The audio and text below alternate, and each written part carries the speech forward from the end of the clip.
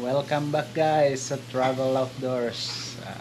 Video for today tayo ngayon is unboxing tayo guys. In order ko to through online. Nakita ko lang sa nagse-search ako sa Google para sa fishing gear. Nilalagay sa harap. Parang maganda siya tignan sa picture. Tignan natin guys. Maganda to sa pag mahilig kang mag outdoors, lalagyan mo ng mga GoPro or kahit na anong gusto mong ilagay para marami kang mapaglagyan ng gamit dadalhin pag lumabas ka. Bagong bago lang to guys, kahapon lang to dumating. So tara, buksan na natin. Taran! Ito talaga amoy na amoy bago. Temo, sa Temo ko to in-order online. Hindi naman siya mahal mura lang kasi nagustuhan ko. Ito guys, ayan green yung kulay niya at saka green saka gray. Parang magnetic siya.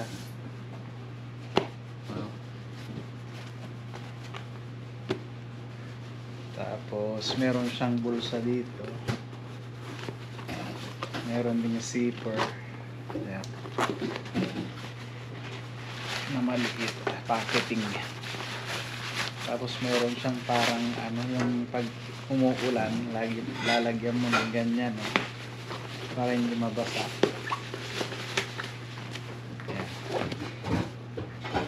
Ayos. Ayan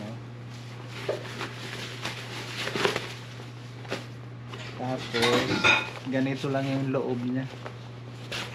Wala siyang ibang dito lang talaga nilalagay. Tapos meron siyang bulsa dito sa harap.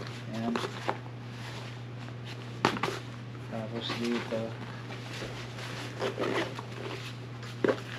lalagyan ng battery ng camera. Ayan, ito lang. Tapos balik natin ito sa baba.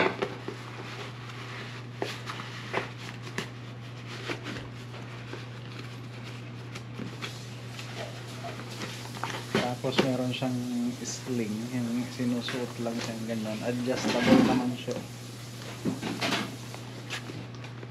Parang ganitong itsura. Yan.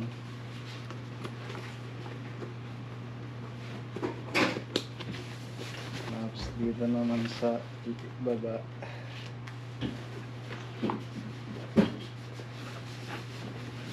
Pwede paglagyan to ng cellphone o kung nasa magpipilitin ka. Ayan ang harap lang talaga siya. Lalagyan mo ng cellphone. Mura lang.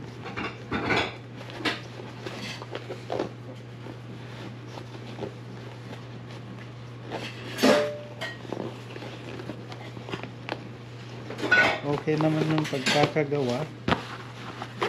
Ayan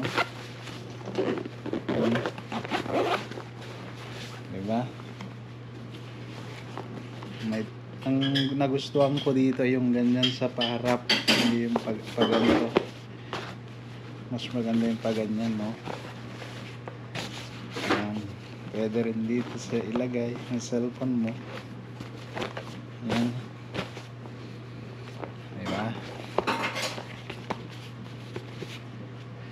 Okay guys, yung kung interesado kayo dito, ilalagay ko yung link sa baba. Tingnan nyo na lang. Mura lang to, hindi naman siya maganda rin yung pagkakagawa Matibay din. Temo. Thanks for watching guys. See you in the next one.